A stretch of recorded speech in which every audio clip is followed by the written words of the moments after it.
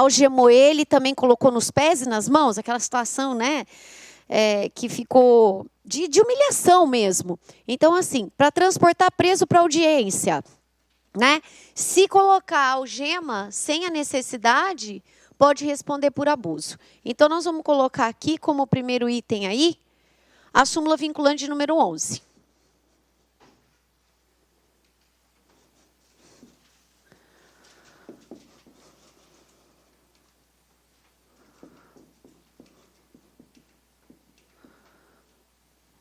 Essa aqui é a vinculante. Tá, obrigada, meu anjo. Olha só, outra situação, condução coercitiva é permitida? Condução coercitiva é permitida? É. Permitida para testemunha, né? Permitida para testemunha. Condução coercitiva para obrigar o suspeito ou o acusado a prestar interrogatório, prestar depoimento, ser interrogado. É permitido hoje? Não é, porque o Supremo, em 2018, declarou inconstitucional o artigo 260 do Código de Processo Penal. Então, se cair na tua prova que o suspeito pode ser conduzido coercitivamente para interrogatório, essa questão é falsa, hoje, por interpretação do Supremo. Então, vamos lá. O uso de algemas é um aqui, condução coercitiva é a segunda.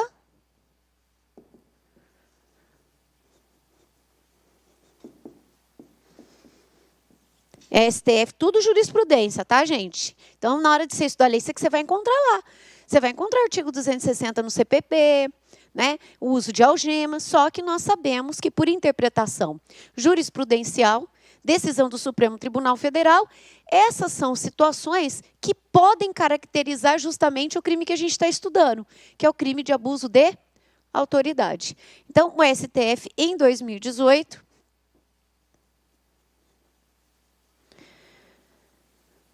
declarou inconstitucional o artigo 260 do CPP.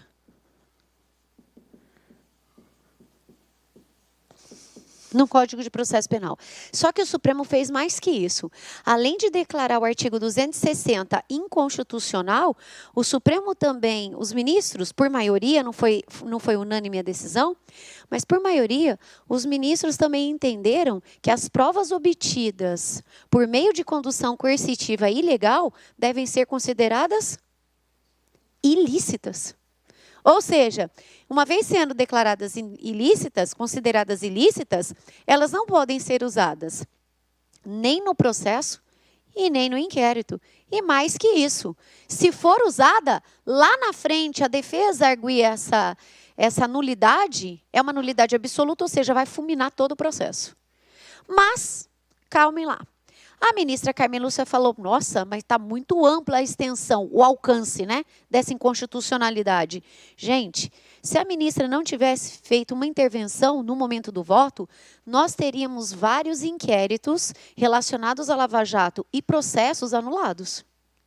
Então, o que eles fizeram? Eles fixaram um termo inicial. Eles todos concordaram que a condução coercitiva passou a ser ilegal e inconstitucional a partir da votação. Ou seja, da votação para frente. Todas as provas obtidas por meio de condução coercitiva de 2018 para trás foram consideradas válidas. Assim como as conduções também foram consideradas legais. Vocês entenderam esse termo aqui? Aconteceu o seguinte, foi declarado inconstitucional o artigo 260 do CPP, certo? Conduzir preso coercitivamente, preso, acusado, investigado, coercitivamente para ele prestar interrogatório, que é o depoimento que ele presta na delegacia ou em juízo, foi declarado inconstitucional. Ponto. E mais que isso, se ocorrer essa situação, aquele interrogatório e todas as informações que aquele acusado ou investigado prestar serão consideradas provas ilícitas. Não poderão ser utilizadas nem no inquérito e nem no processo. Tudo bem até aí? Beleza. Só que é o seguinte, um monte de gente, nós sabemos que foi conduzido coercitivamente na Operação Lava Jato. Então, se o Supremo não colocasse a partir de que momento passava a valer essa regra aqui, todas aquelas conduções coercitivas e as provas advindas dessa condução poderiam ser consideradas provas ilícitas. Gente, é muita gente que se beneficiar. Então, o que os ministros acabaram, por maioria, decidindo? Por maioria, ainda por cima, tinha gente que queria fulminar tudo ali mesmo, né? Vocês sabem muito bem. E o que eles acabaram decidindo, então? Tá bom, essa regra aqui vale, só que ela vale a partir da decisão do Supremo para frente. Preservadas todas as conduções ocorridas anteriormente à decisão, bem como todas as provas colhidas anteriormente à decisão. Então, o que a gente precisa anotar? E por que esse é um ponto importante? Porque a banca pega o detalhe. Aonde que eu quero chegar com esse discurso que eu estou fazendo aqui? Eu quero chegar exatamente na cabeça de quem prepara a questão. Então, o que o examinador ele pensa? Principalmente em prova de nível mais puxado. E não tem prova fácil hoje de concurso, bem da verdade, não tem prova. Né? Peguei uma prova de guarda municipal, acho que foi do Rio de Janeiro, meu Deus. Então, assim, a banca pensa assim, condução coercitiva todo mundo sabe que é ilegal. Então, ela não vai perguntar isso. Mas ela vai pegar no detalhe. Todas as conduções coercitivas ocorridas são ilegais, de acordo com a decisão do Supremo? Isso é verdadeiro ou falso? Pois é. Ou ela pode começar. Em 2018, o Supremo declarou inconstitucional o artigo 260 do CPP, que trata da condução coercitiva para fim de interrogatório de acusado ou investigado. Isso significa que todas as conduções coercitivas que ocorrerem em processo e inquérito foram consideradas ilegais e as provas obtidas, provas ilícitas? É isso? Isso é verdadeiro ou falso? Isso é falso. Por quê? É a partir da decisão para frente. Isso a banca pergunta. Isso a banca pergunta. Ela pega o detalhe, o alcance.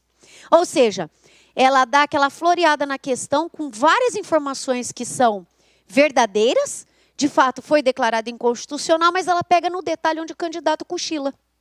Porque o candidato fixa o seguinte, o artigo 260 é inconstitucional e não pensa em mais nada. Então, esse termo, a partir de quando, pode fazer a diferença na hora da prova. Beleza? Muito bem. Outra questão importante para a gente destacar para provas. Prisão em flagrante.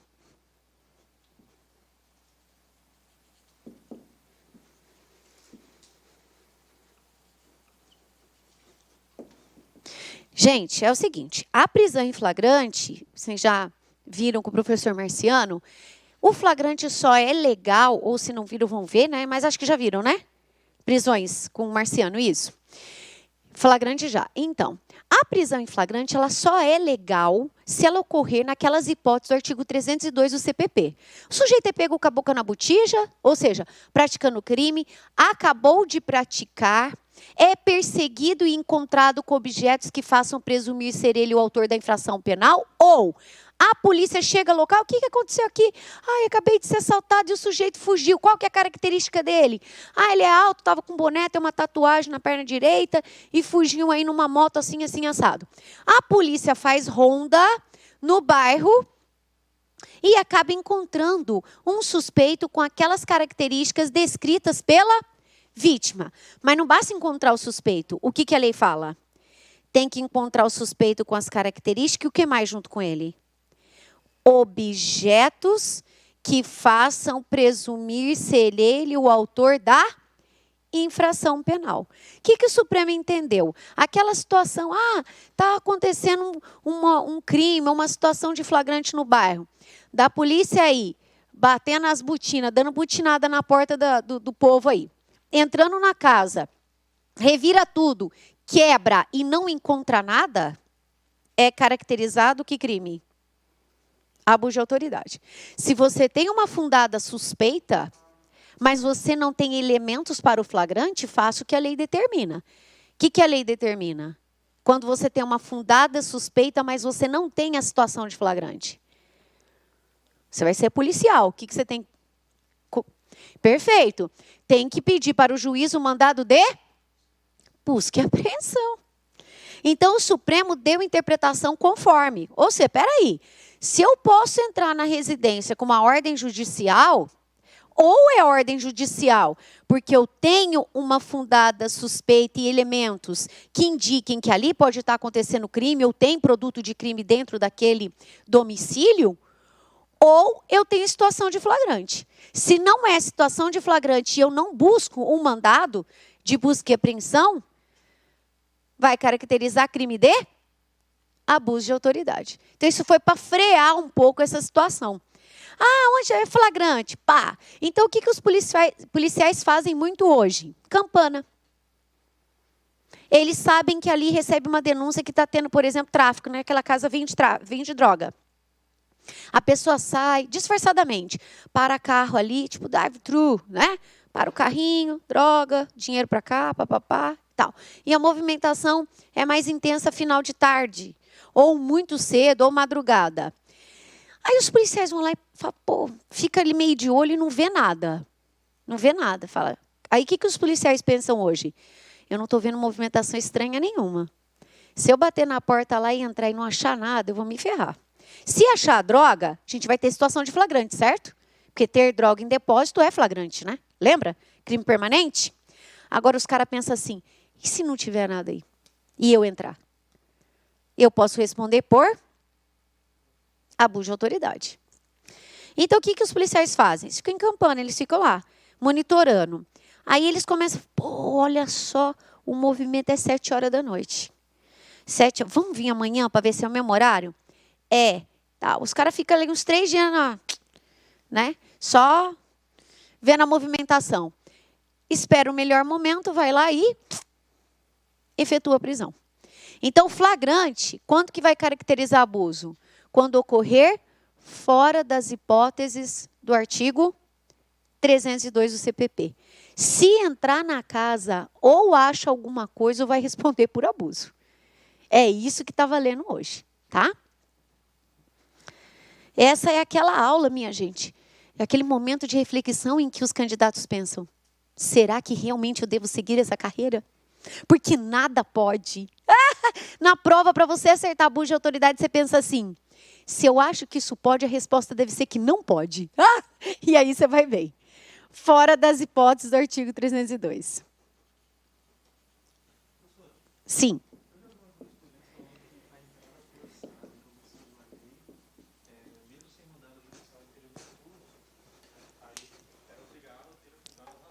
Ah, sim. Pode. Ele pode justificar. O duro é se a justificativa dele não colar, né? Porque essa decisão aqui pode. Não pode.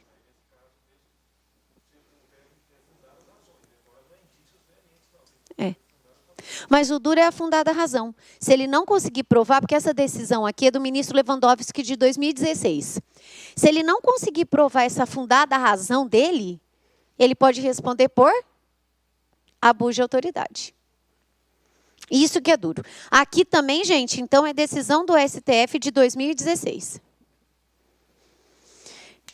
A situação não está fácil para os policiais.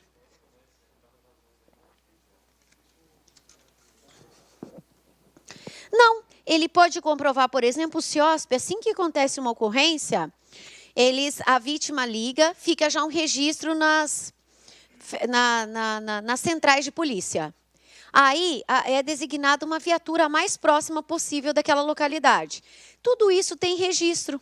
Ele pode falar que a fundada suspeita se deu porque a vítima ligou para a polícia, aquela viatura foi acionada para se deslocar até aquele endereço.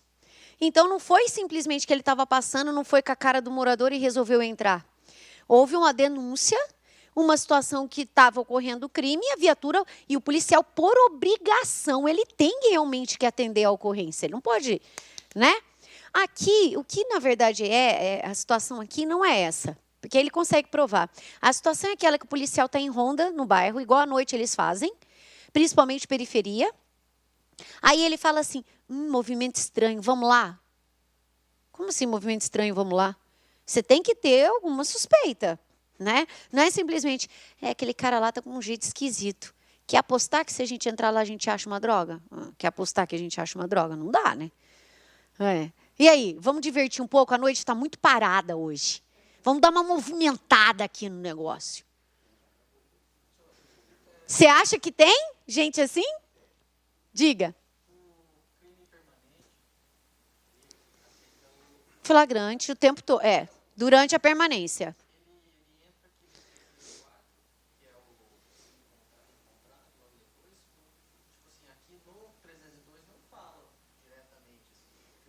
Não, o 302 é para todos os crimes, né? Eu é que usei um crime permanente para exemplificar, que é manter droga em depósito.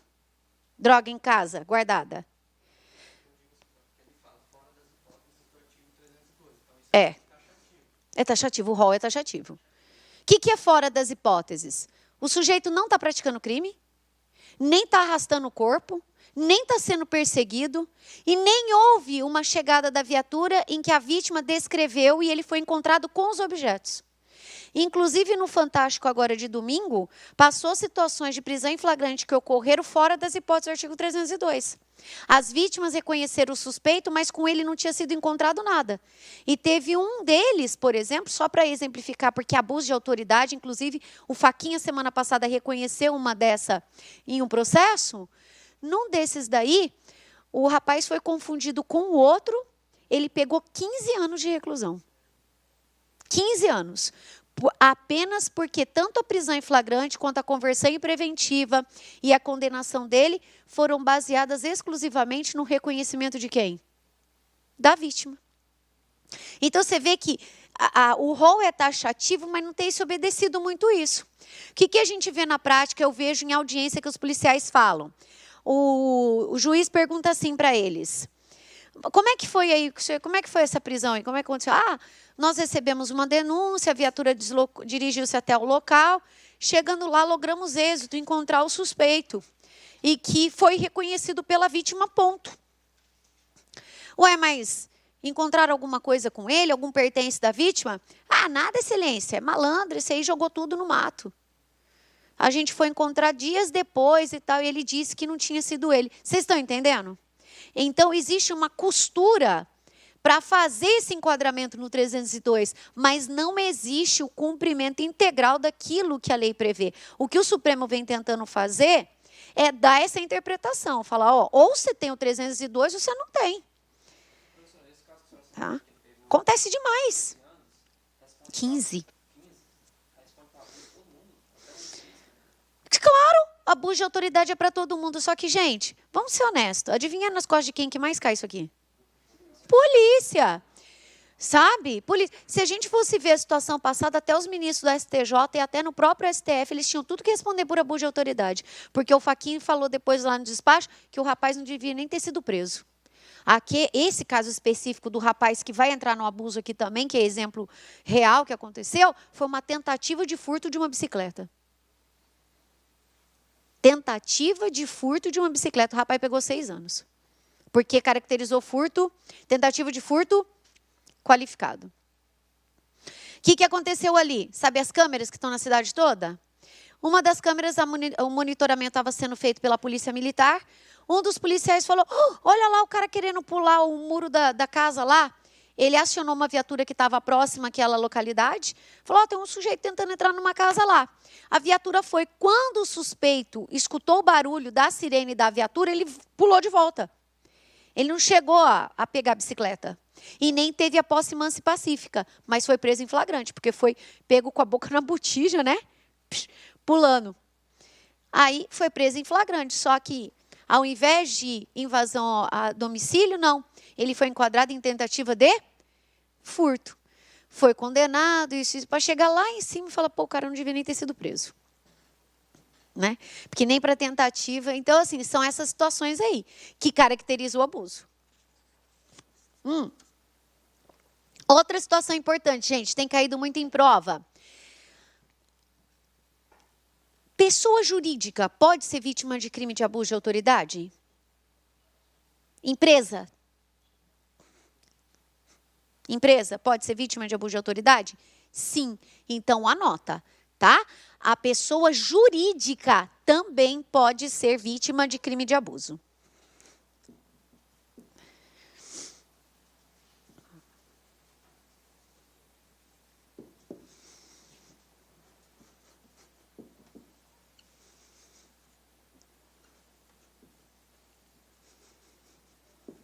A pessoa jurídica também pode ser vítima. Por exemplo, suspender as atividades de uma empresa, encerrar as atividades de uma empresa sem a determinação legal, em crime ambiental, por exemplo. Né? Fiscais vão lá, vão autuar a empresa e acaba suspendendo as atividades, lacra tudo e não permite o seu funcionamento. E nem que os empregados entrem na empresa.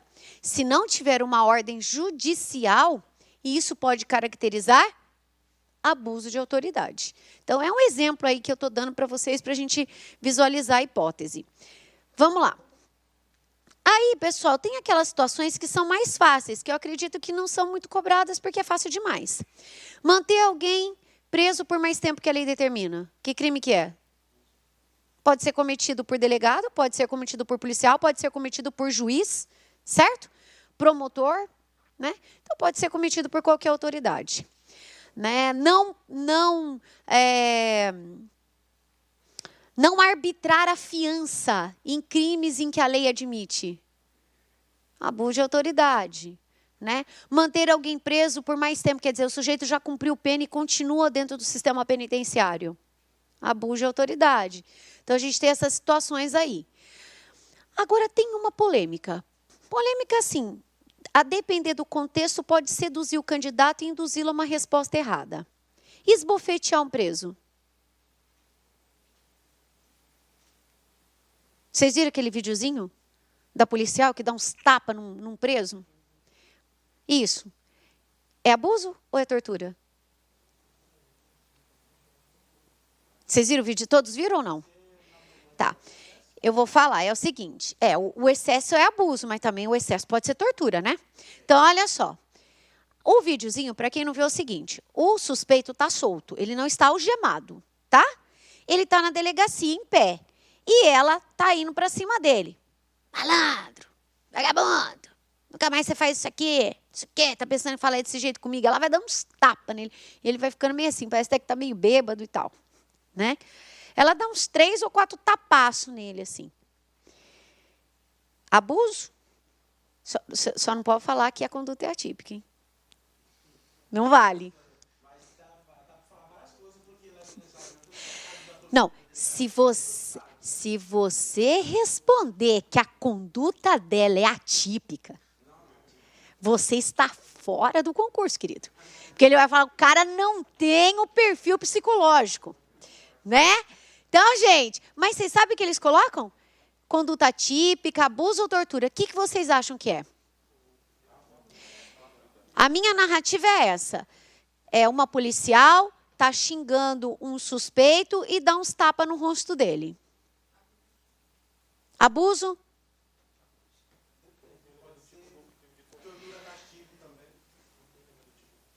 Por que não tem o elemento? Qual que falta? Que elemento que está faltando para caracterizar a tortura? Mas mais que isso, gente, para a tortura eu preciso ter dolo específico.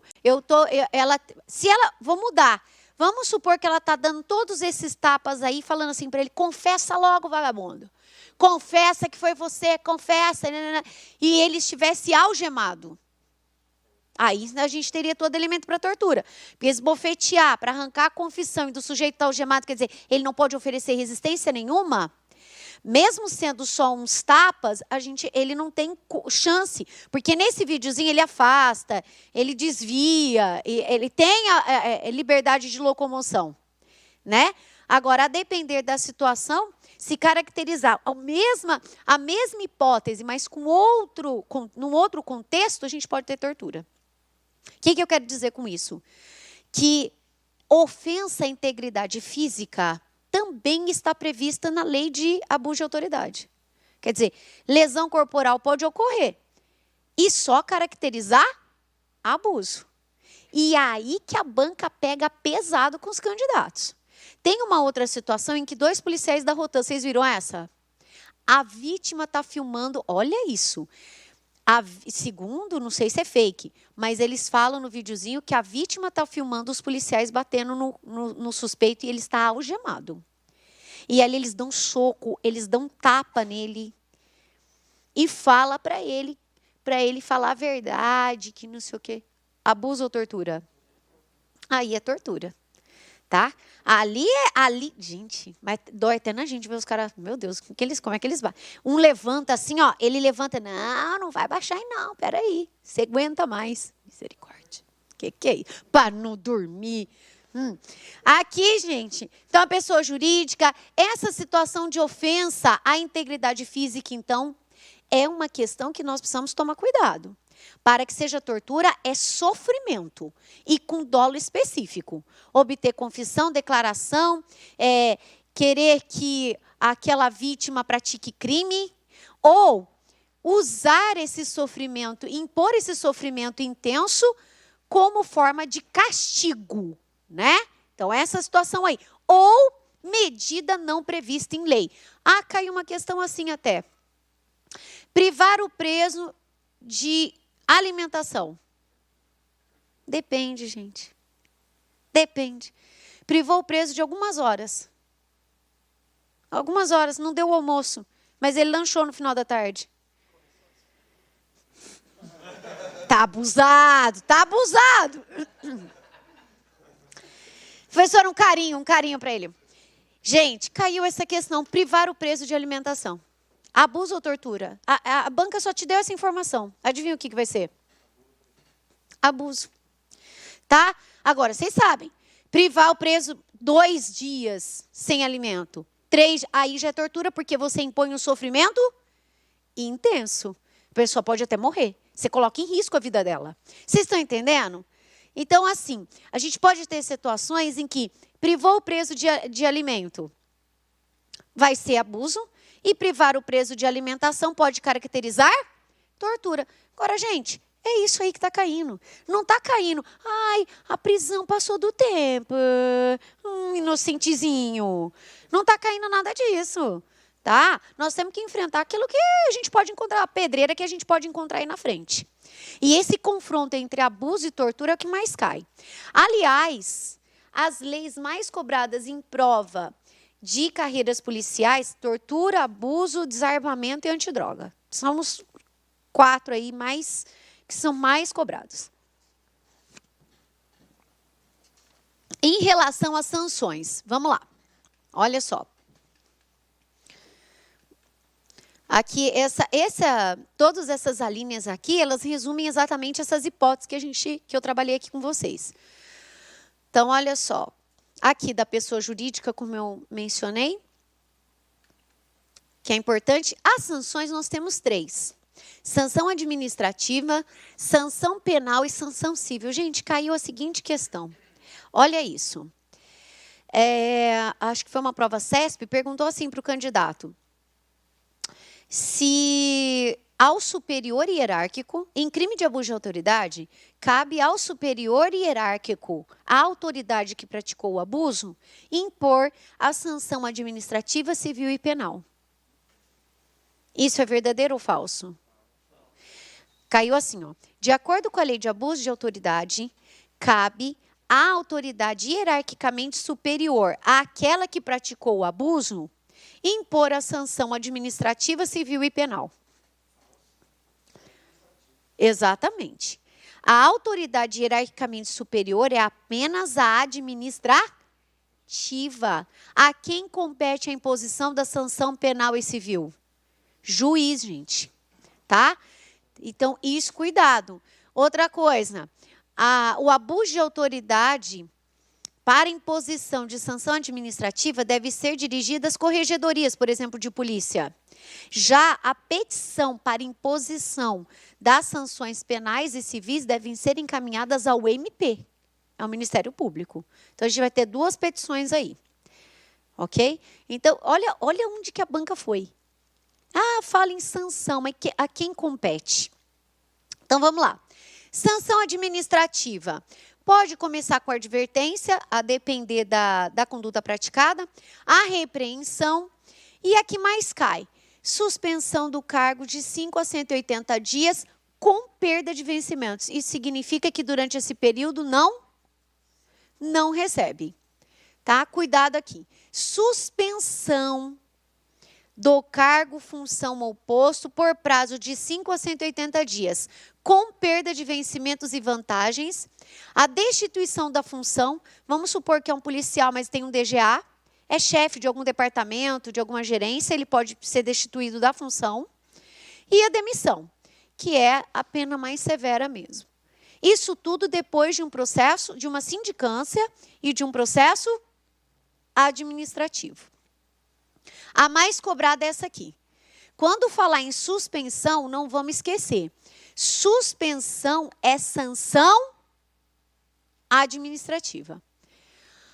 Aí nós temos a sanção civil. A sanção civil, caso não seja possível fixar o valor do dano, consistirá no pagamento de uma indenização de 500 a 10 mil cruzeiros. Presta bastante atenção e eu vou falar para vocês uma questão CESP sobre isso. Vocês vão responder para mim se é correta ou errada. Prestaram atenção aqui? Presta atenção que agora eu vou falar a questão. Vamos ver se vocês estão bons de interpretação de texto.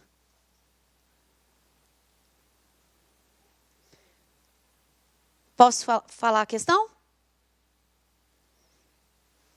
Questão CESP. De acordo com a lei de abuso de autoridade, a sanção civil consiste no pagamento de uma indenização a ser fixada pelo juiz.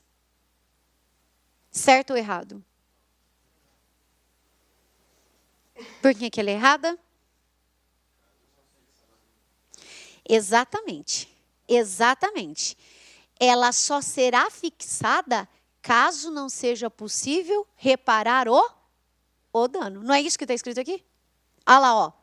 A sanção civil, ó, entre vírgulas, caso não seja possível fixar o valor do dano. Quer dizer que a reparação do dano é a regra. Se não for possível, aí sim a segunda opção. Qual que é a segunda opção, pessoal? Fixação do pagamento de uma indenização. Questãozinha CESP. Você vê, tem informação verdadeira, mas da forma como a frase foi colocada, ela é errada, porque dá a impressão que a indenização é a primeira opção. É a regra, e não é. A reparação de dano é a regra. E a fixação de indenização é subsidiária. Então, prestar bastante atenção nisso aqui. E a sanção penal? A sanção penal nós temos pagamento de multa, tem a detenção de 10 dias a 6 meses. Quer dizer, gente, é crime de menor potencial ofensivo e ninguém vai ficar preso por conta disso. Mas o que as autoridades, principalmente policiais, temem é justamente a consequência mais grave, que é a perda do cargo.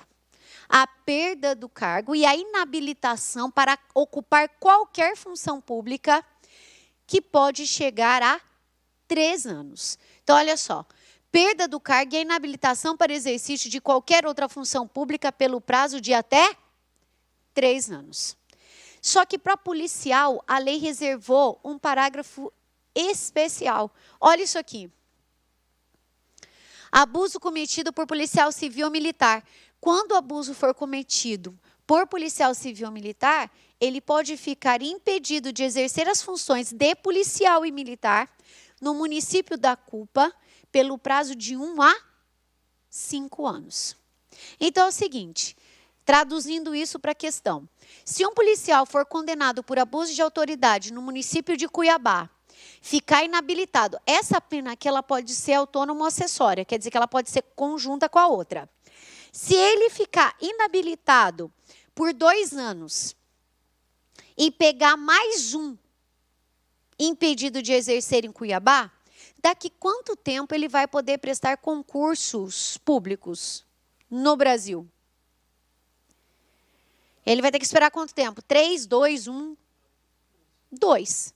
Depois de 2 anos, ele pode prestar concurso, certo? Muito bem. Passa 2 anos, abre concurso da polícia e lotação para Cuiabá. Ele pode? Não. Porque para Cuiabá, ele ainda vai ter que esperar 1 ano, porque ele ficou inabilitado no domicílio da culpa. Então, no domicílio não, no município da culpa. Então, é isso. Tomar cuidado, são penas diferentes. Competência. Hoje, se um policial civil militar praticar abuso, justiça comum, juizado especial ou justiça militar? Justiça militar, tá? Se o policial praticar crime de abuso de autoridade, hoje a competência é da justiça militar. Então anota isso aí, porque não é juizado especial, mas não. Pode cair. Justiça militar. Competência para julgar crime de abuso cometido por policial militar.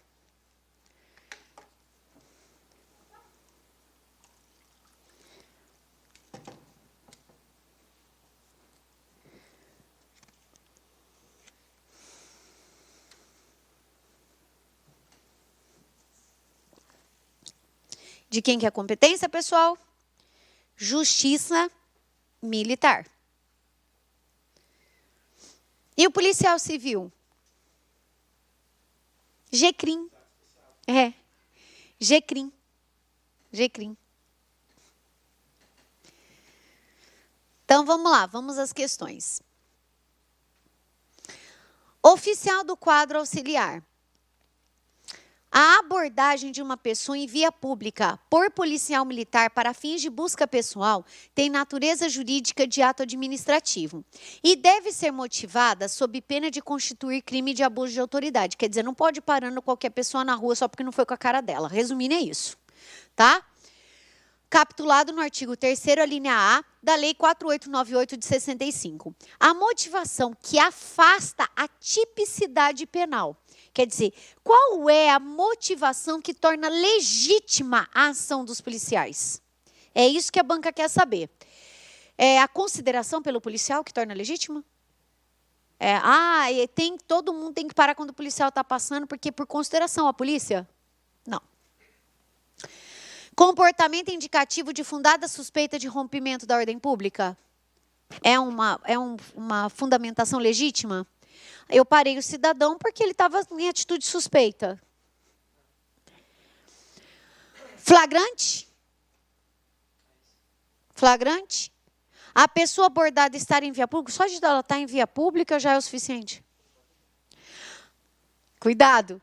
A pessoa estar sem qualquer documento de identidade. Ué, mas como é que você vai saber só de olhar para ela que ela está sem documento? Então, qual que é a alternativa aqui? Aqui tem jogo de palavras. Não. Flagrante é caso fosse aqui, o enunciado fosse aquela...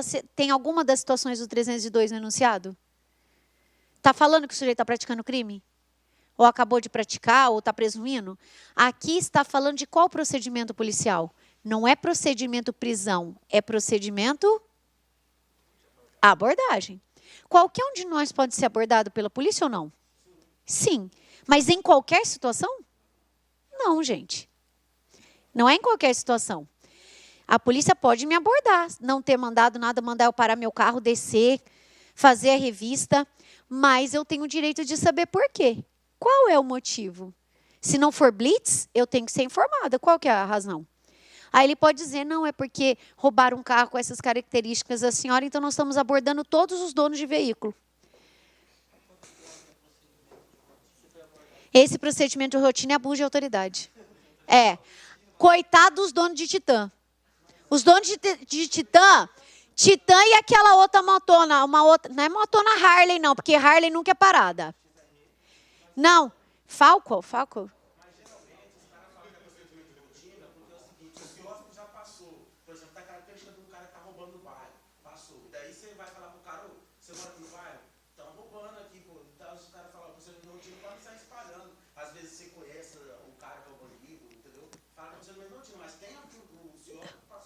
Não, beleza. Mas se o CIOSP passou, você tá na fundada suspeita. Tá? Agora, se não tem CIOSP, você está fazendo isso, você está fazendo o quê? Crime de abuso de autoridade. Essa que é a questão. Então, pessoal, na abordagem, eu preciso ter comportamento indicativo de fundada suspeita de rompimento da ordem pública. Ou porque aconteceu um roubo e aquela... Agora é o seguinte, gente, o que param de Titã, né? Não, os motoqueiros, misericórdia. É só motoqueiro com a mãozinha para cima, as perninhas abertas, os policiais lá. Né? É verdade, né?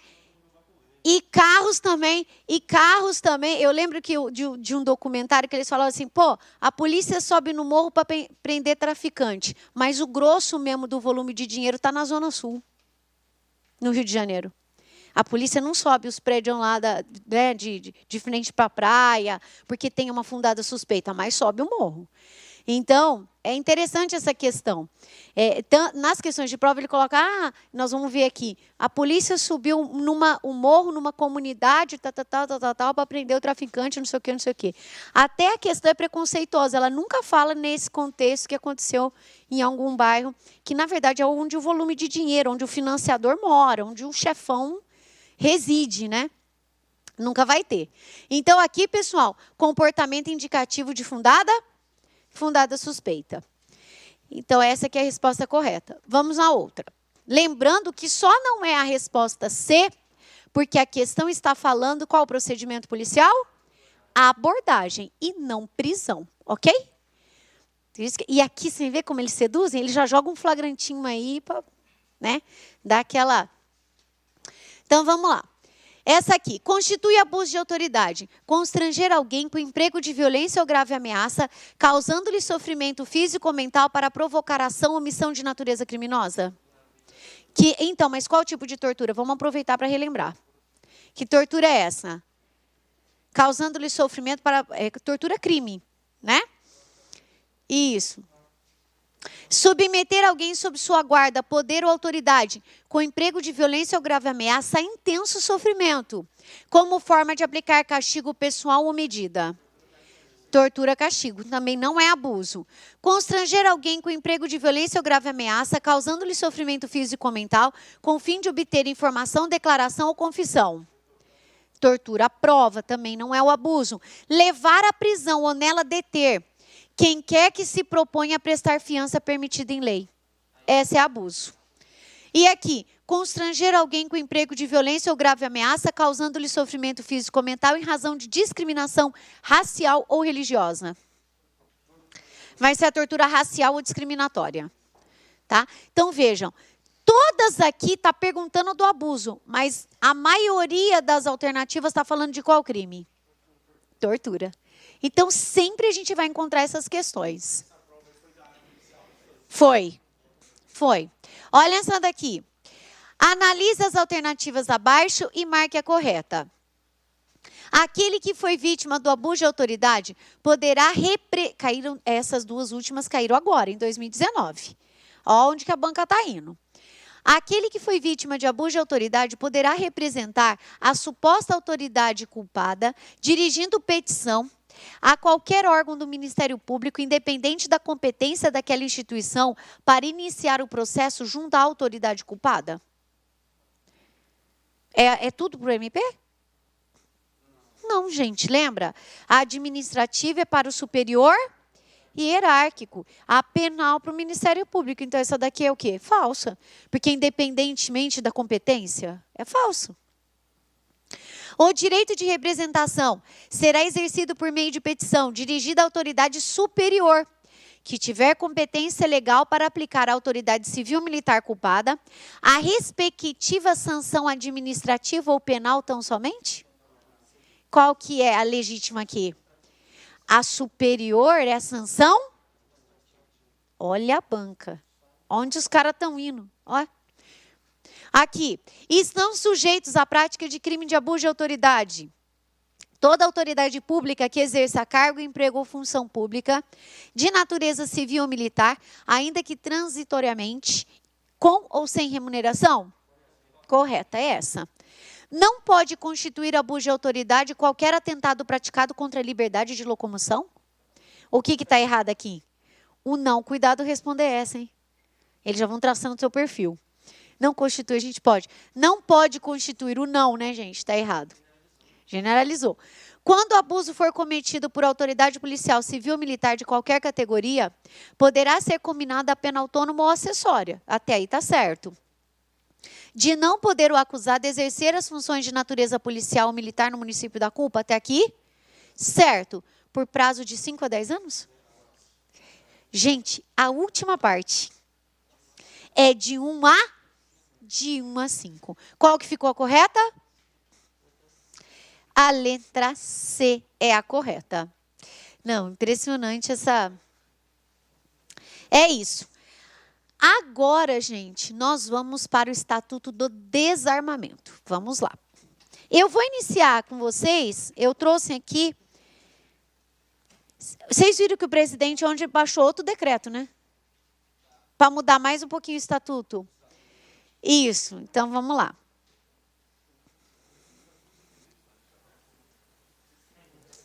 O presidente está quase falando, vamos armar o povo. Misericórdia. F5, gente, para jogar aqui? É isso? É, sim, aqui. Isso. Mas eu quero começar com vocês com uma questãozinha CFO que eu trouxe e a gente discute a partir dela os conceitos aqui. Então, olha só.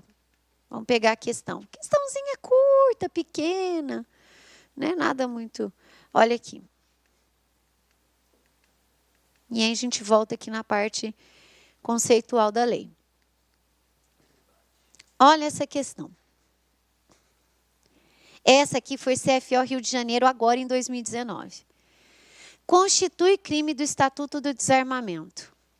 Importar acessório de arma de fogo sem autorização da autoridade competente. Realizar no interior de um veleiro que navega distante da costa disparo de arma de fogo para o alto. Possuir sem autorização da autoridade competente maquinismo destinado à recarga de munição. Manter sob sua guarda, no consultório médico de que é titular, arma de fogo de uso permitido, registrada em seu nome. Trazer consigo culposamente e sem autorização para o porte, munição para arma de fogo de uso restrito. E aí? Qual desses comportamentos caracteriza o crime previsto no Estatuto?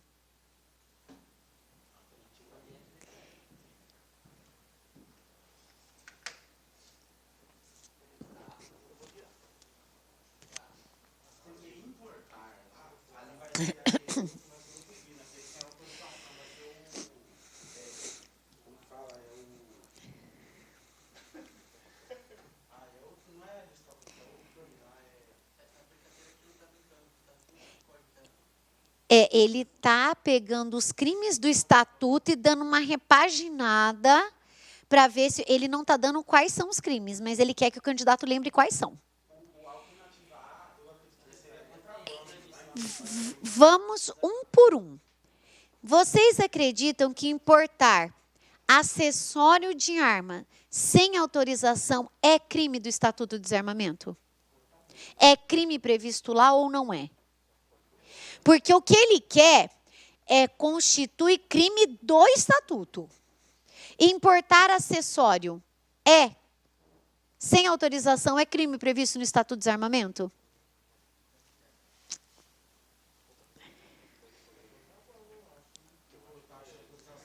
Vamos deixar ela quietinha, então. Vamos na B. Realizar no interior de um veleiro um disparo de arma de fogo para o alto. Não é crime? Não é crime de disparo, por quê? Não está em via pública, local habitado, não é? Ou seja, não há nenhum tipo de risco à integridade física. Então, essa B aqui, embora ele tenha disparado, não tem os elementos do tipo do crime disparo previsto no Estatuto do Desarmamento, certo? Percebam que aqui nós temos o disparo, mas a banca está exigindo nessa prova que o candidato lembre quais são os elementos do tipo penal. Se ele não lembrar, ele erra. Quer dizer, se ele generalizar a disparo é crime, ele vai errar a questão. Então, olha onde a banca está indo. Então, essa aqui não é. Possuir, sem autorização da autoridade competente, maquinismo destinado à recarga de munição. Espoleta, pólvora. Será que possuir esse maquinismo aí, que é utilizado, pode ser utilizado para recarregar a arma, sem autorização, é crime previsto no Estatuto? O maquinismo é isso. Eu pesquisei porque eu achei interessante. Falei, mas o que seria esse maquinismo, né? É pólvora, espoleta. São os objetos para recarga da arma. Isso, será que possuir esses objetos é crime previsto no Estatuto? Olha só. Manter sob sua guarda. Manter sob sua guarda no consultório médico de que é titular, quer dizer, ele é o dono.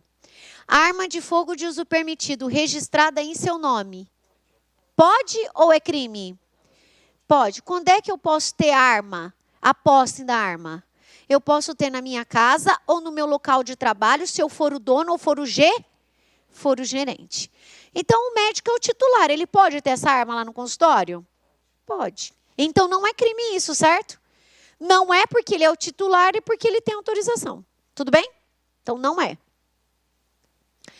Trazer consigo culposamente e sem autorização para o porte, munição de arma de fogo de uso restrito. Isso é crime previsto no Estatuto? O Estatuto prevê crime na modalidade culposa? Não é, gente. Não existe carregar culposo. Foi sem querer que eu estou carregando aqui uma munição para fuzil.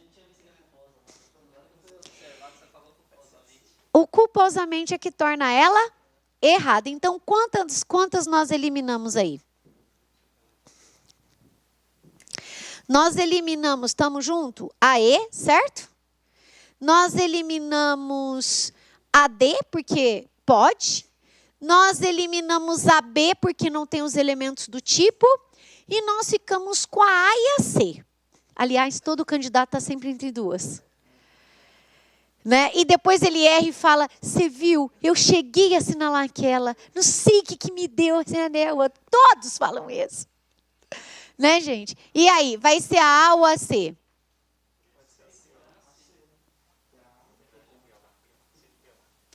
É a A.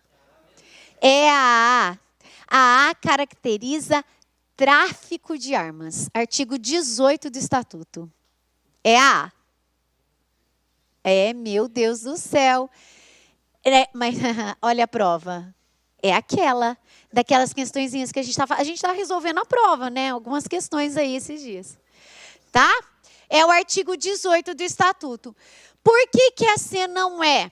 Porque nós não temos nenhum tipo penal no Estatuto do Desarmamento que impede o dono da arma de possuir o maquinismo aí, que é a pólvora ou a espoleta, para a recarga de munição. É um detalhe importante. Cuidado. Recarregar sem autorização é crime. Vocês estão prestando atenção no que eu estou falando? É o seguinte. Toda arma concedida que tenha autorização de uso permitido, por exemplo, com autorização da Polícia Federal, tem que ser comprada a quantidade exata de munição. Certo? E depois, se precisar, o que o dono da arma tem que fazer?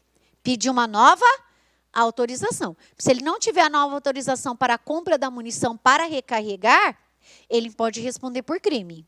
Não é isso que a gente está falando aqui. Não é a compra de mais munição sem autorização.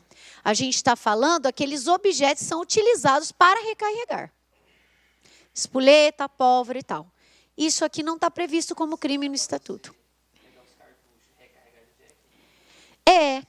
Exato. Aqui o que não é crime é esse maquinismo aqui. Né, que são aqueles objetos que são utilizados para essa recarga. Recarregar sem autorização é crime do 16.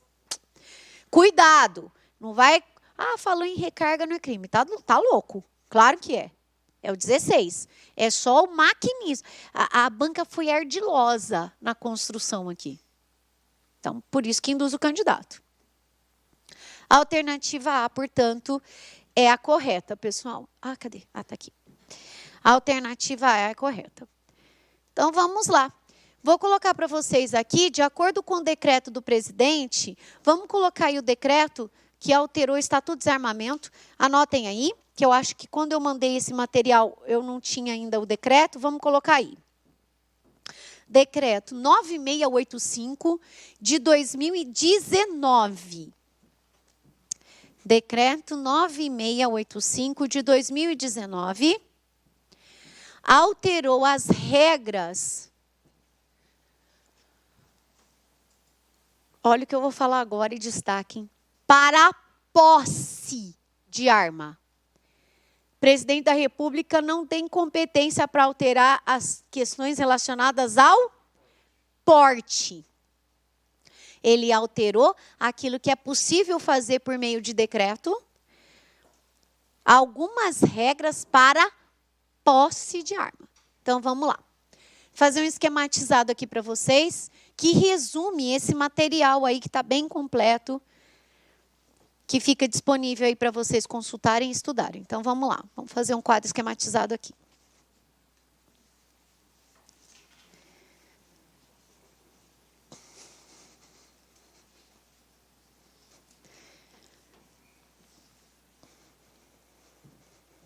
Qual que é a idade, gente? Uau! Qual que é a idade, gente?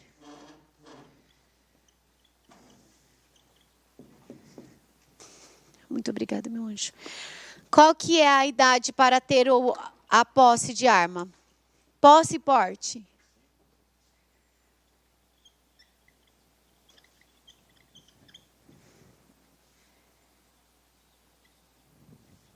Ó, aqui, ó, vem bem o que eu estou falando, ó.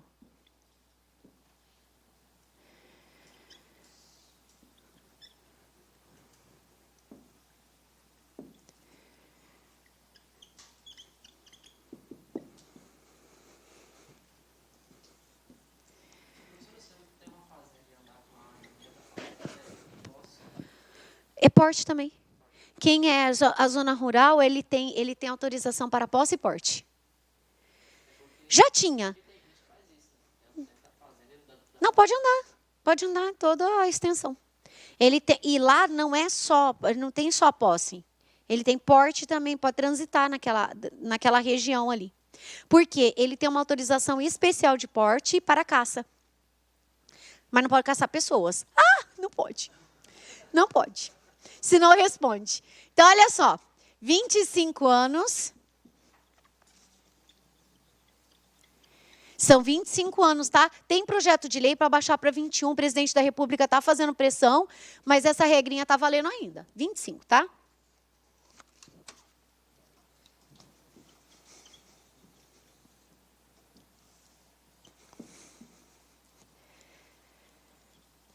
Gente, caiu questão em prova.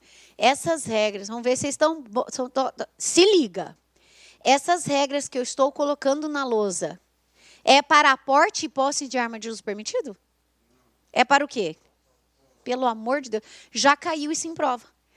Para posse e porte de arma de uso permitido é necessário ter 25 anos, idoneidade moral, capacidade e aptidão técnica. Verdadeiro ou falso? É falso. Porque essas regras só valem para posse de arma de uso permitido. Tem nada a ver com porte aqui. Mata eu também. Mata eu também, depois das 11 da noite. Mata. Teve uma questão aqui que depois eu vou passar para vocês, que eu fiquei fazendo, gente, fora da brincadeira. E já era mais de 11h30. Eu já estava cansada, porque eu gosto de fazer a questão primeiro eu fazer. Aí depois eu vou ver se eu acertei e errei, e por quê, e qual que é. E eu fiquei lá e fazendo a questão. Eu li, fiz a questão e falava assim, não tem resposta, parecendo candidato de prova mesmo. Acho que todas estão corretas. Ou, acho que todas estão erradas. E eu assim, não, para, que é isso? Não é possível. Voltei no material de apoio, tipo, igual vocês fazem. Voltei, não, está aqui, gente, está no artigo. Aí, ó, querendo me iludir. Já sei, vai ver que essa questão foi anulada. Que iludida. Eu errei, mas por quê? Super cansada, eu não tinha lido numa das alternativas o incorreta. Eu coloquei meu cérebro pensando, porque ele pede a correta. Eu sugestionei aqui, simplesmente eu fiquei cega e surda para o in. Eu lia, só que o meu cérebro registrava correta. Correta. Eu falei, não, pelo amor de Deus, não, estou ficando louca, não é possível. Fui lá, vi que estava tudo certo, que ela não... Pô, eu falei, não, aí que eu fui ver, falei, não, Michele, pelo amor de Deus, calma. Aí eu olhei, Falei, putz, é essa aqui. Então, a gente comete isso pelo cansaço. E a banca, muitas questões assim, por exemplo, a prova de CFO é pesada. Todas as questões exigem interpretação além daquilo que está na questão. E aí, eu acho que pode acontecer isso. Quando uma palavrinha no meio. Então, aqui, gente, regras, posse de arma de uso permitido. 25 anos de idoneidade moral, capacidade.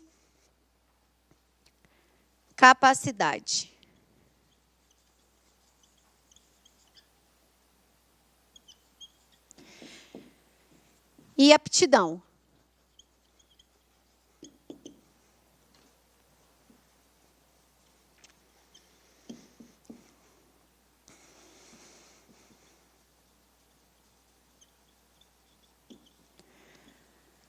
Para manusear a arma. Aqui o presidente alterou. Qual que é o prazo de validade dessa documentação? Aqui ainda faltou uma coisa aqui importante, gente. Tem que ter um pedido fundamentado sobre a necessidade de ter a posse da arma. Aqui é importante também. Pedido fundamentado.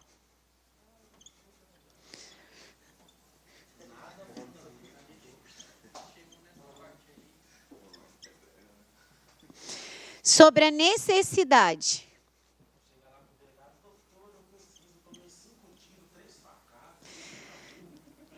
Tipo assim, eu quero porque eu sou advogado. Não, para advogado não, porque se a gente liberar para advogado, é a mesma coisa de revogar o estatuto de tanto advogado que tem.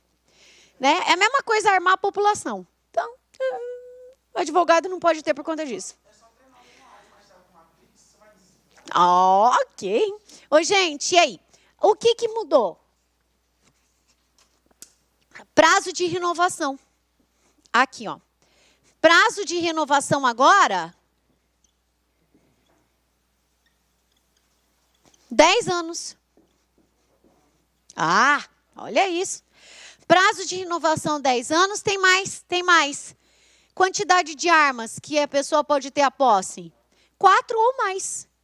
Se comprovar a necessidade. Quantidade de arma também. Isso aqui já é alteração do decreto. Quantidade de arma.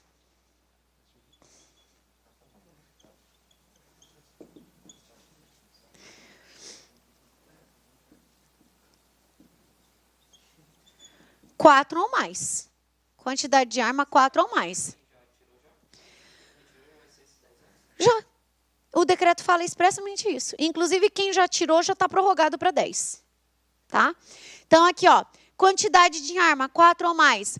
Questãozinha de prova. Quem é que autoriza? Quem autoriza a expedição dessa autorização desse certificado? Quem autoriza é o SINAR. Tá? Que é um órgão ligado ao Ministério da Justiça e à Polícia Federal. Mas quem expede é a PF. Cuidado com isso. Então, vamos colocar.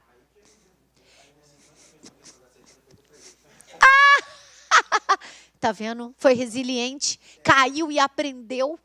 Não é com os erros, igual aquelas frases de, motivacional. A gente precisa cair para aprender. Você aprendeu? Olha aqui. Então, vamos colocar aqui a observação.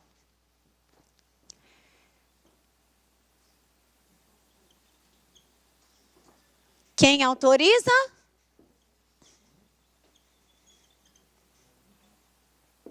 SINAR. Isso. Sistema Nacional de Armas, que é ligado ao Ministério da Justiça. É o Ministério da Justiça. Ministério da Justiça. Tá. Aí, gente, a segunda. Quem expede? Ministério. Mudou? Não estou sabendo. Não, é Ministério da Justiça. Porque tem o Ministério da Defesa e o Ministério da Justiça. Eu acho que é eu não sei, mas é Ministério da Justiça. Agora é um super ministério, né? Tem um monte de coisa dentro. Olha lá, ó. Quem expede? Quem expede essa autorização, esse certificado e tudo?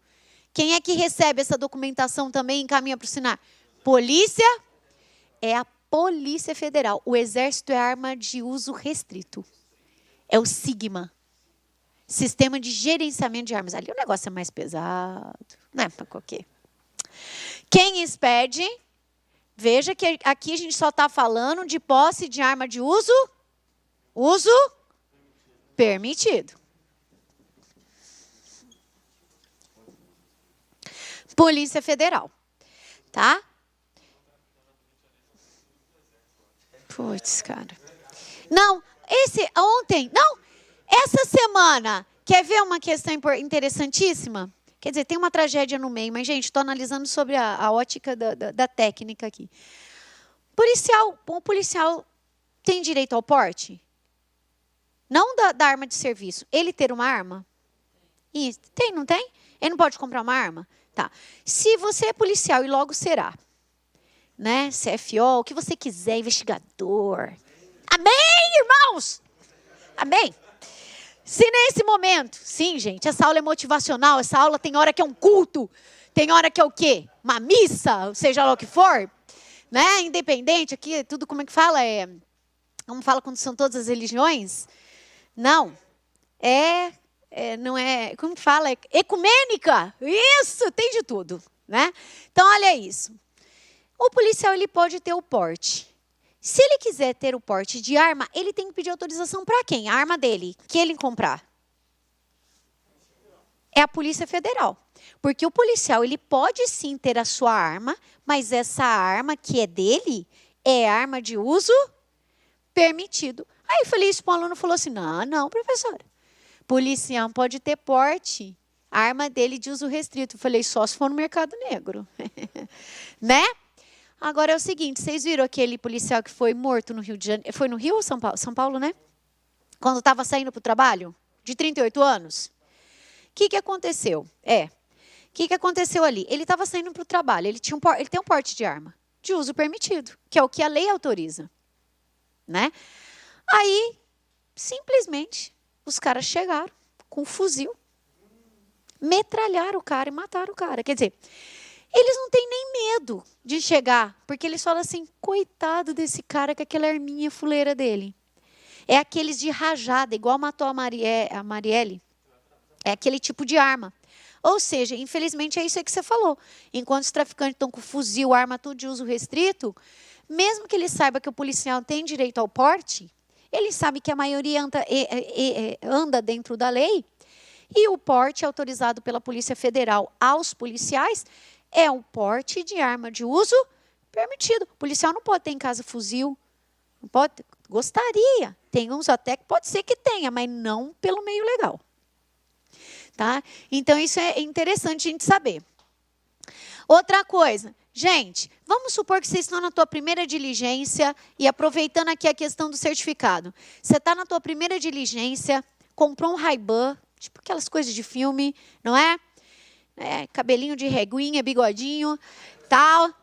Isso. E aí? Aí você vai para a tua primeira diligência com cara de mal, as meninas também, cabelinho de reguinha, só que a reguinha das meninas é tudo, né, os cabelinhos chapadinhos. Cabelinho tudo bonitinho, unha feitinha, raimanzinho, coquinho, porque não pode usar o cabelo solto. Vai para a diligência, chega naquela residência e encontra a arma. Fala assim para o morador, o senhor tem o registro? Cadê? O senhor tem? Não. Cadê o registro? Cadê? Cadê o registro? Cadê a autorização? Aí o sujeito fala, tá aqui, mas tá vencida. Tá vencida. Tá vencido o registro. É crime. Vai conduzir em flagrante esse sujeito? Não. Vai apreender a arma. No caso dele, não é mais considerado pelo Supremo como crime.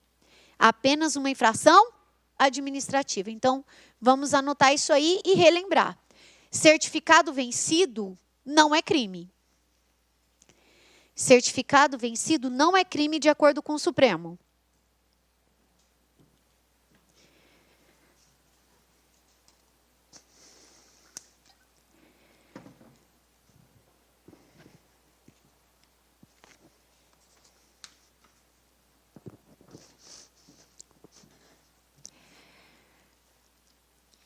É apenas infração administrativa.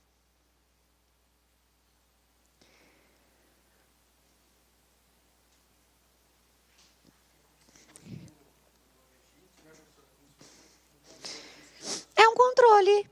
Exato. Mas aqui o Silval, na época, ele foi conduzido, né? Ele teve que pagar fiança para sair. Não tinha tido entendimento do Supremo. Ele foi preso em flagrante. Pois é. Gente, aqui...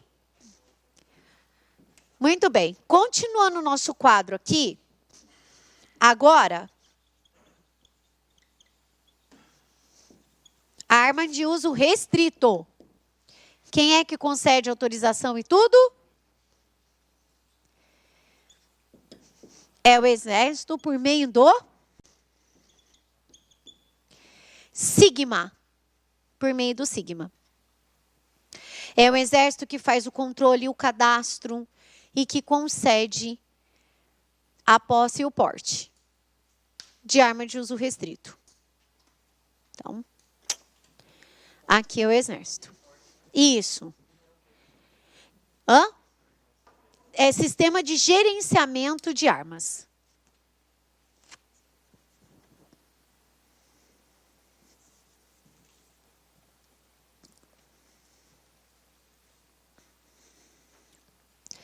As perguntinhas básicas dessa primeira parte. Qualquer pessoa pode ter posse de arma de fogo de uso permitido? Se preencher os requisitos? Qualquer cidadão? Sim. A análise da documentação de uso permitido passa por quem? Por qual autoridade? Polícia? É a Polícia Federal. O decreto do presidente da República, ele trouxe uma novidade. Esta análise desse pedido fundamentado é discricionário da PF. Se a PF entender que a justificativa é uma justificativa plausível, concede. Se a PF entender que essa justificativa não é plausível, quer dizer, que a pessoa não comprovou a real necessidade, mesmo que ela preencha esses requisitos, o pedido vai ser o quê? Negado. Mas o que o presidente da República fez? A PF muito mais nega pedido do que concede. Estamos juntos? Exatamente. A PF nega muito mais do que concede. E o presidente da República sabe disso. Então, o que ele fez? Ele colocou no decreto o seguinte artigo. Considera-se satisfatoriamente fundamentado o pedido, ele colocou uma justificativa que vincula a PF a conceder a esse cidadão. Vocês estão entendendo? Então, o que ele fez? Ele fez uma burla, na verdade. Ele falou, é ato discricionário da PF. A PF nega muito mais do que concede. Então, eu já vou falar o que é justificativa satisfatória, porque se o cidadão preencher, a PF não vai poder negar. Vocês estão entendendo o que o presidente fez no decreto? Por isso que todo mundo fala, facilitou. Facilitou porque até esse poder discricionário não é que esvaziou, mas ele limitou. Então, o que ele colocou no decreto? Considera-se uma justificativa satisfatória se o cidadão comprovar a necessidade em razão do seu trabalho. Quer dizer, o trabalho dele é um trabalho um pouco perigoso, ele tem a necessidade para a sua defesa pessoal e, mais que isso, aí é que arma todo mundo mesmo, porque olha o que ele pôs. Em municípios que constem em relatórios nacionais com altos índices de criminalidade, onde há número de homicídios acima de 10 por 100 mil habitantes. Gente, a maioria dos municípios preenche esse requisito, porque a maioria dos municípios no Brasil, o índice de homicídios é altíssimo. Então, quando ele põe isso, significa que o sujeito agora pode falar assim, eu quero ter uma arma na minha casa. Por que o senhor quer ter? Porque eu estou naquele relatório lá que o presidente falou. Eu moro em Cuiabá e em Cuiabá nós temos 17 homicídios a cada 100 mil habitantes.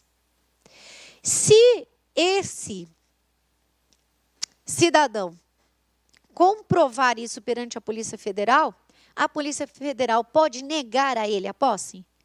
Não, Porque ele está preenchendo o requisito específico de fundamentação previsto onde? No decreto presidencial. Vocês entenderam agora? Então, não é correto falar como alguns alunos falaram assim para mim. Primeiro que houve uma distorção. Todo mundo veio falando assim, professora, o presidente baixou um decreto de porte e posse. É falso. O decreto do presidente refere-se ao quê, gente? Posse. Mas agora tirou da Polícia Federal o poder discricionário de decisão. É falso. Ou é uma meia-verdade. O poder discricionário continua da PF, porém, existem alguns requisitos que vinculam a PF a conceder, que são esses casos que eu mencionei. Vocês compreenderam isso? Então, não adianta ficar navegando em águas mansas e tranquilas. A banca é turbulenta. Então, se você generalizar, você pode errar a questão. Beleza? Então, vamos lá. E ontem, baixou mais um decreto.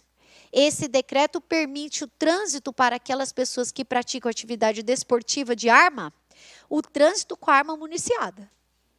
Antes não podia. Ela tinha que ser descarregada. Agora pode ir armado. Até os dentes. O que é isso? O que é isso? Então, vamos lá. Muito bem. Pessoal, outra questão importante. Morador da zona rural merece, assim, a banca andar amando esse tema. Morador de zona rural, e o presidente mexeu nisso aí também, mas o estatuto já era bem amplo, pode ter posse e porte especial de arma, até calibre 16. Arma de uso permitido. Pode, desde que comprove a utilização da arma, ele é cadastrado pelo SINAR como caçador de subsistência, tá?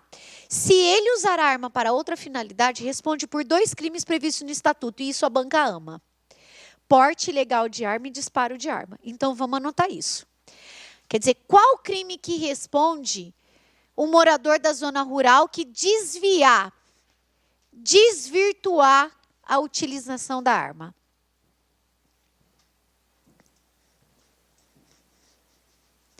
Vamos lá.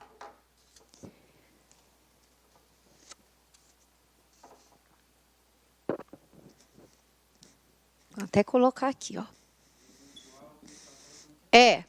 Desvirtuar o uso da arma. Isso. Então, zona rural.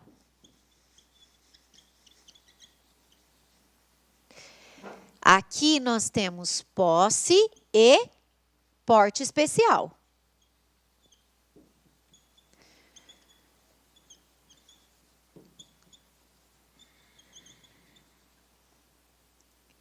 Para a caça.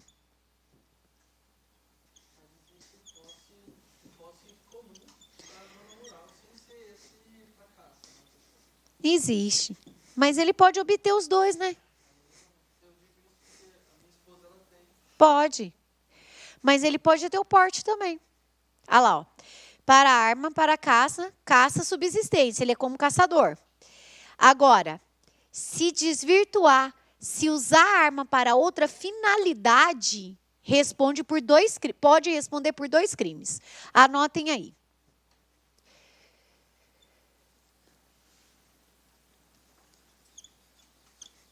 Porte ilegal. Na verdade, antes era só posse, né? Agora o presidente da República permite o porte. Por isso que eu acho que ela tinha só posse. Porque ele alterou com o decreto essa parte aqui. Tá? Então, olha só. Porte ilegal de arma. Disparo. E outro crime, tipo homicídio. E outro crime previsto em lei.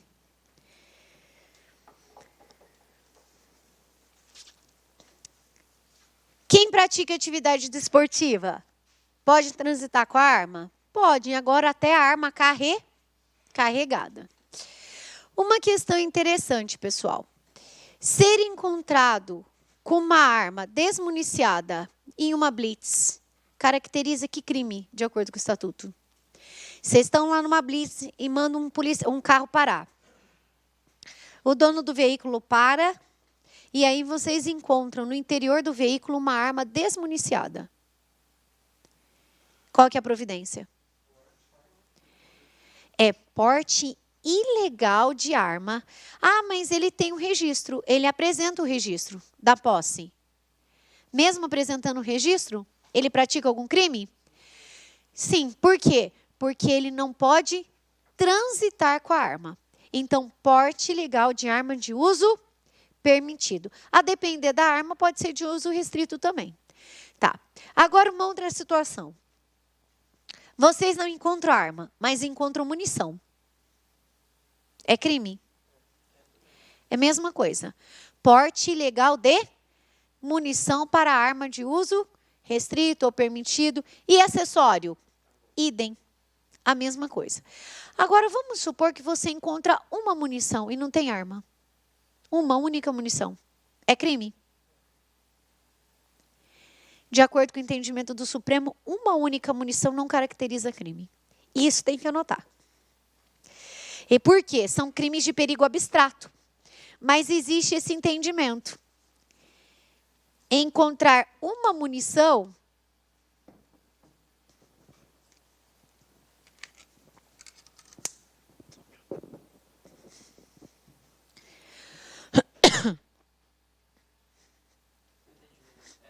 é do STF.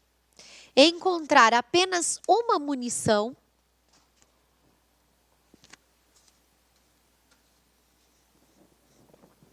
não caracteriza crime. De acordo com o STF e STJ.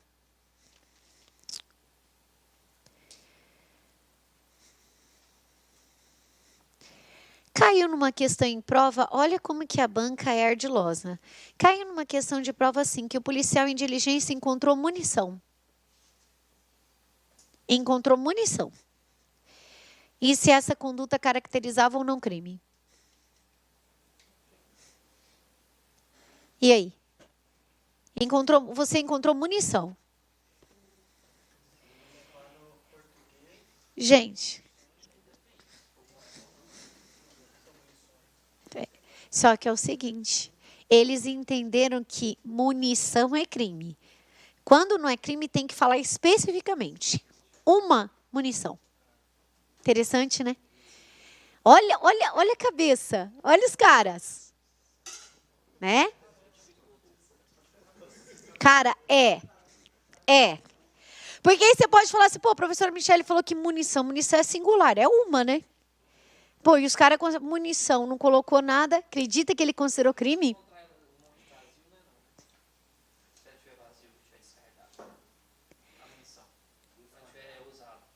Ah, já está deflagrada, já está. Não, é porque vai faltar potencial lesivo, né? Porque se ela já foi usada, pingente. Não é.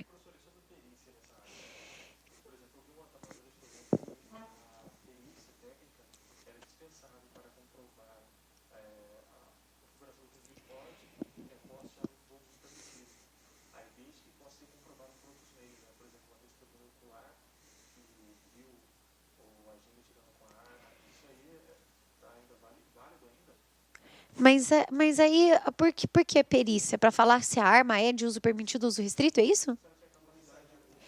Ué, mas a testemunha, só para mim, tinha que ser perícia. Mas a testemunha, você está querendo dizer o seguinte, que de acordo com esse entendimento desse julgado que você viu, a testemunha, só de olhar a arma, ela já pode falar isso? É isso? E é válido?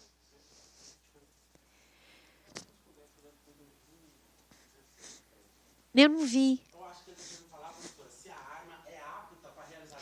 Então, mas não é a perícia que fala isso? Então, eu estou achando estranho ele falar que pode ser suprido por testemunha.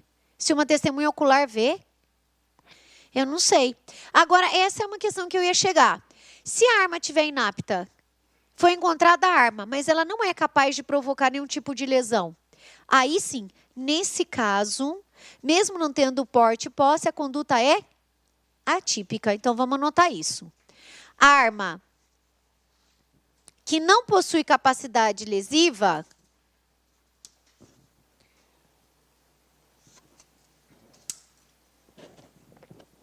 ou seja, inapta para uso, arma que não possui capacidade lesiva, ou seja,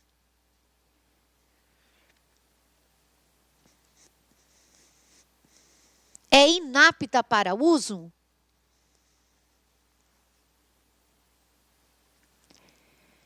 caracteriza conduta atípica.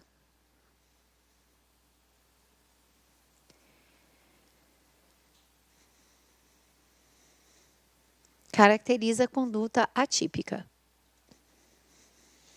Isso. Outro confronto que a gente faz com os crimes previstos no Estatuto. Você encontrou em uma residência, no mesmo contexto, uma arma de uso permitido e uma de uso restrito. O sujeito vai responder por um crime ou 2 crimes?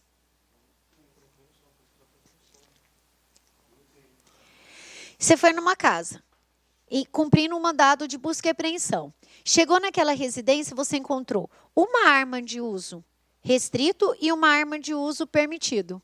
E o sujeito não tem autorização. Ele vai responder por 2 crimes previstos no Estatuto ou um crime só? 2 crimes em concurso ou um único crime?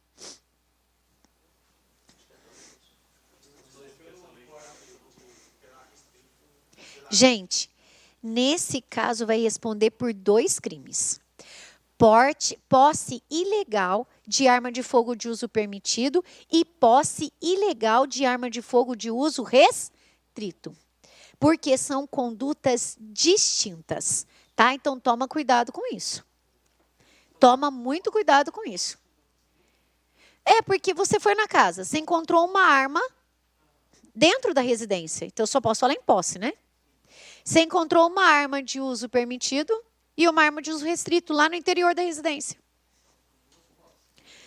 São 2 posses ilegais, né? Não, posses ilegais, 2 posses.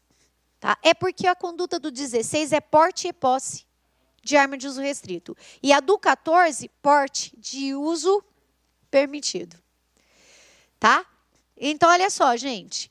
Vamos anotar essa aí. Essas são questões que caem. E aí a gente já está debatendo as condutas. Arma de uso restrito e permitido. Arma de uso restrito e permitido.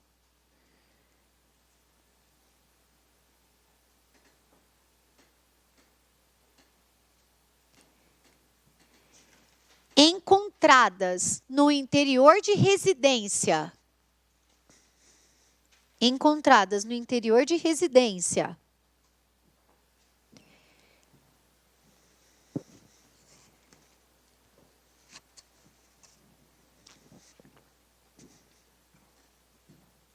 Sem que o morador tenha autorização para a posse, sem que o morador, o dono, tenha autorização para a posse, caracteriza quantos crimes, pessoal? 2 crimes. Caracteriza 2 crimes.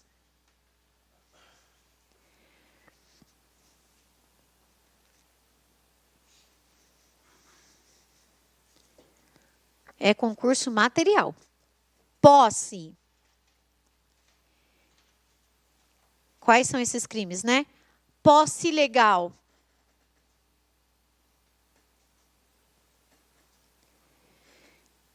De arma de fogo. De uso permitido.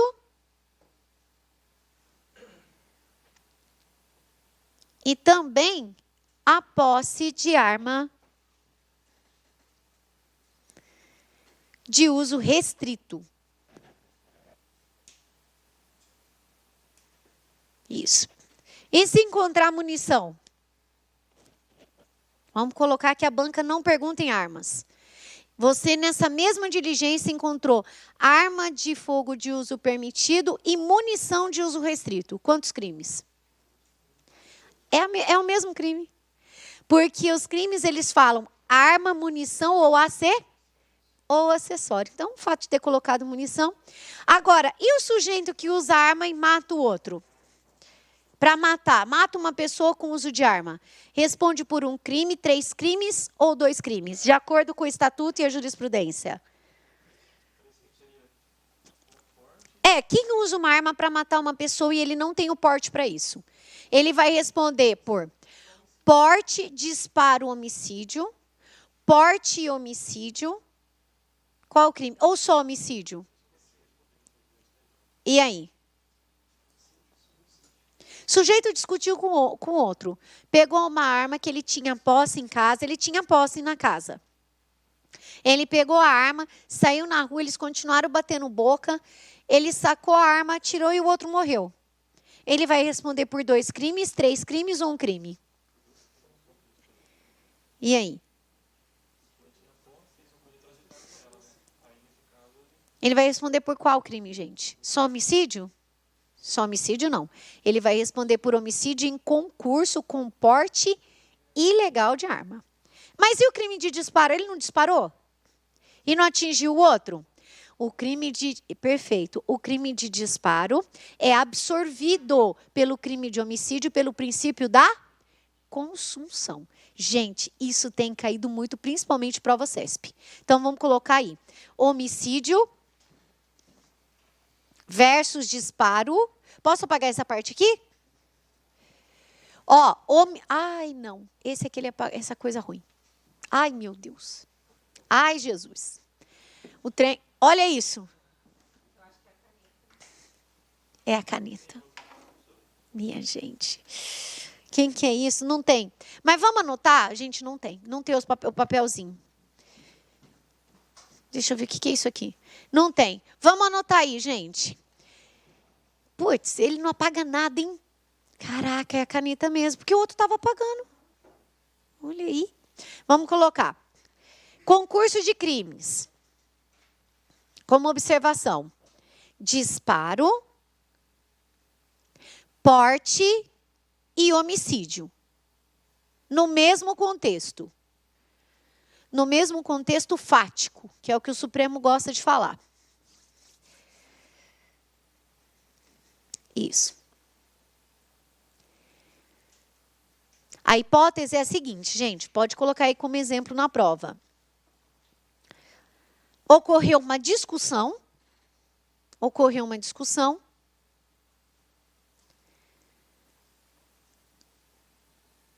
João sacou a arma, atirou e matou Pedro. Aqui. Obrigada, querido. Ocorreu uma discussão. O João sacou a arma, atirou e matou Pedro.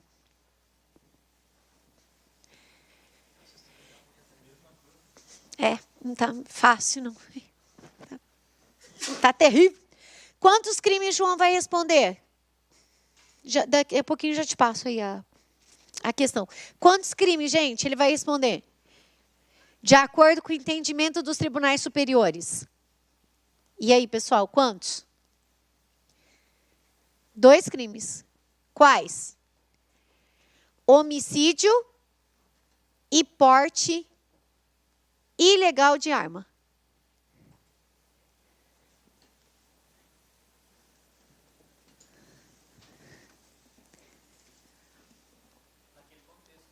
Exatamente.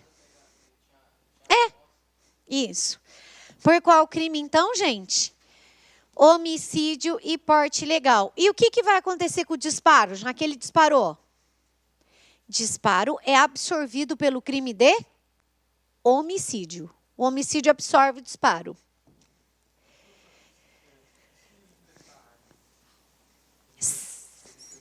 Ele emprestar para outra, ele dá para outra pessoa? Mas é porte do mesmo jeito, né? É porte do mesmo jeito. É porte, porque ele pegou a arma e matou o sujeito lá na rua, isso? É do mesmo jeito, é porte. Porque posse, gente, lembra, é só na onde? É no interior da residência, né? Aff, olha, que dificuldade para pagar isso.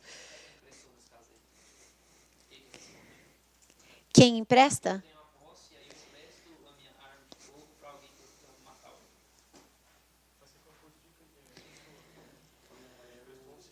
Não.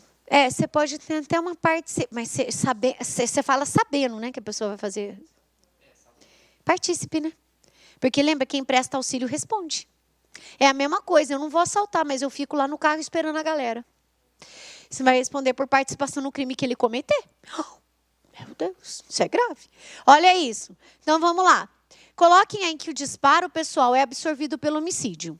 Mas aí eu quero ainda piorar a tua vida. Porque o nosso laboratório é aqui. A hora de passar os perrengues é na sala de aula. Vamos supor que o João, ele atirou no Pedro sim, mas foi em legítima defesa. Agora eu quero piorar a tua vida. Ele atirou em legítima defesa. Ele tinha posse. Só que naquele momento em que ele se viu numa situação de perigo, ele foi lá atrás do cara e falou, meu Deus, o que é isso? O cara vai me matar. Ele sai lá na rua e atira e mata o Pedro em legítima defesa. Ele vai responder por algum crime ou por crime nenhum?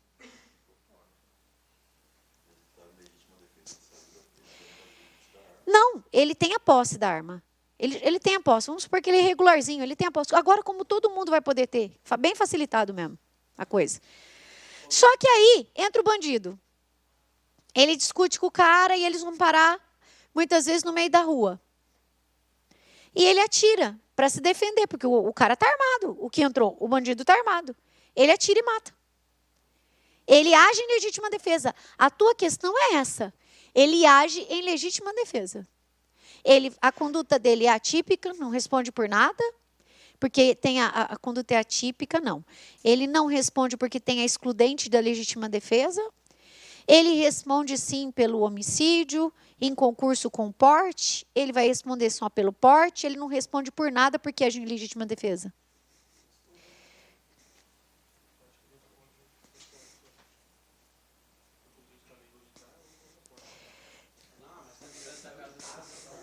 Não, mas matou na rua. O negócio foi. E aí? Ele vai responder pelo porte, gente. Por quê? A excludente de ilicitude só vai alcançar o crime de homicídio. O Supremo decidiu isso tem 2 anos, em 2017. Então, em caso de legítima defesa, homicídio praticado em legítima defesa. Porque, sabe o que acontece? É o que eu falo. A banca coloca elemento que confunde o candidato. Só dela falar no enunciado que ele agiu em legítima defesa, qual é a tendência dos candidatos? É falar que ele não vai responder por crime nenhum. Então, homicídio praticado em legítima defesa...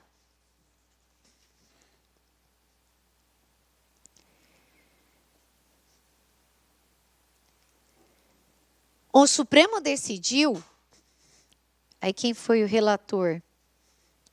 Foi o ministro Fux. Interessantíssimo o caso especificamente, foi numa zona rural, o sujeito pegou a arma e atirou no suspeito que estava tentando estuprar a sobrinha de 13 anos. E ele matou o cara. Ou seja, no homicídio, a excludente alcançou ele. Certo? Ele foi absolvido porque ele agiu em legítima defesa. Mas sobrou um crime. Qual crime?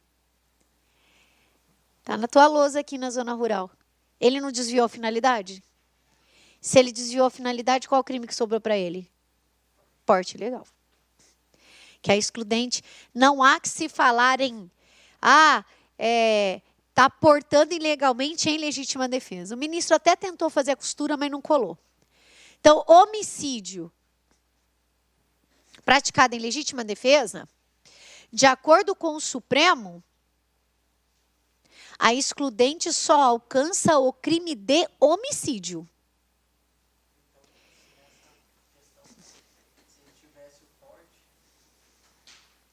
Mas não pode desviar a finalidade. Do mesmo jeito. Do mesmo jeito. Ia sobrar crime. Tá? Então, olha só.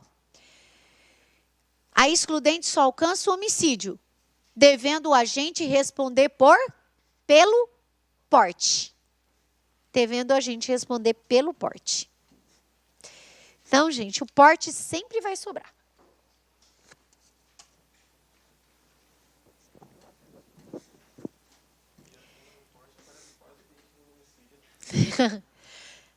Não, a pena do porte é baixa. As penas são baixas, né? O homicídio é 30 anos, né?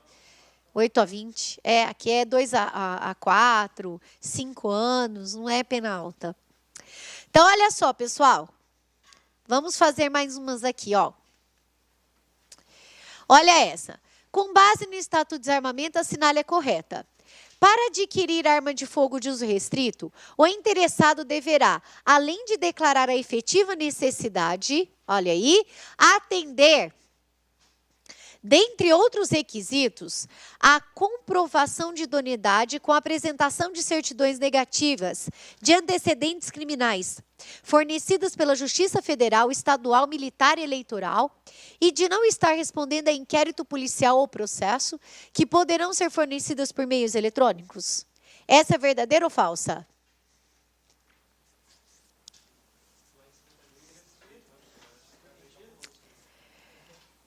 Perfeito. Ela é falsa porque todos esses critérios são exigidos para a arma de uso permitido e não para uso restrito. Olha, a palavra restrito torna tudo errado. Olha aqui a B. O Ministério da Justiça disciplinará a forma e as condições de credenciamento dos profissionais da Polícia Civil de cada estado para a comprovação de aptidão psicológica e capacidade técnica para o manuseio de arma de fogo. Para as polícias civis de cada estado, não. Essa regra do Ministério da Justiça é para a Polícia Federal. Pode anotar aí do lado. Ministério da Justiça, Polícia Federal. Tá? Para as polícias dos estados, são as corregedorias de polícia, militar e civil, que vão impor as regras para a aptidão técnica. Beleza? Ministério da Justiça, então, qual polícia? Polícia Federal. Muito bem. A posse irregular de arma de fogo de uso permitido e o porte ilegal de arma de fogo de uso permitido são crimes que apresentam as mesmas penas? Tanto que constitui o mesmo tipo penal? Não.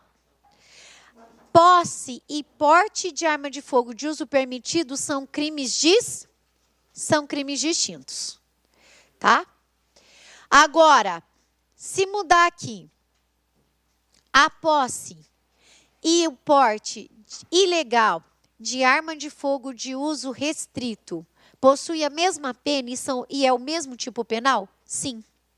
O artigo 16 trata da posse e porte de arma de uso restrito. Já o artigo 14, o artigo 13 é que trata, um trata de posse e outro trata de porte. Olha os caras. Fazer o candidato lembrar que não é o mesmo tipo penal, que são dois. Vai para o 16. Qualquer alteração na arma, qualquer que seja, sendo arma de uso permitido ou não, cai no 16. E qual é o crime do 16? Porte e posse ilegal de arma de uso restrito. É isso. Ó, em relação ao crime de comércio ilegal de arma, equipara-se a atividade comercial ou industrial para efeito desse artigo. Qualquer forma de prestação de serviço, fabricação ou comércio irregular ou clandestino, inclusive o exercido em residência? Perfeitamente. É essa. Possuir apenas... Olha ela aqui. Possuir apenas de uso permitido, em desacordo com determinação legal ou regulamentar no interior de sua residência ou dependência, não configura crime? Configura, porque aqui ele não colocou o quê? A quantidade. Qual que é a correta, então? É. Aqui, ó. É a D. Alternativa D. Essa aqui, pessoal. Na próxima aula, que é o próximo encontro que a gente vai ter, eu ainda vou retomar alguns crimes lá do Estatuto. Mas eu estou fazendo nesses minutos finais os exercícios só para a gente debater um pouquinho mais. Então, olha só. Vamos concluir aqui. O certificado de registro de arma de fogo com validade em todo o território nacional autoriza o seu proprietário a manter a arma de fogo exclusivamente no interior de sua residência ou domicílio, ou dependência desses, ou ainda em seu local de trabalho, desde que ele seja o titular ou responsável pelo estabelecimento ou empresa? É aquele caso do médico que a gente viu na outra questão. Com base no Estatuto, compete à Polícia Federal, juntamente com o Ministério da Justiça, cadastrar as armas de fogo produzidas, importadas e vendidas no país? Não. Compete ao SINAR. Então, está errada. Quem cadastra é o SINAR. Tá? Tem uma jurisprudência, eu acho, em relação ao caminhoneiro, um caminhão que dentro da gaveta do caminhão é proibido, como se fosse o STF. Ele fala que o caminhão é instrumento de trabalho, não é carro. Que não pode. Não pode, o caminhoneiro não pode ter porte, você fala, né? Mas o Supremo entendeu que não é. Não pode. Não pode. Não pode ter. Pelo menos por enquanto, gente. Agora com essas mudanças do presidente, já não sei, né? Mas por hora é isso. Bem nessa hora. Gente, na próxima aula, nós vamos retomar ainda um pouquinho dos crimes do Estatuto. E aí a gente cai de cabeça aqui na antidroga, beleza? Clique lá.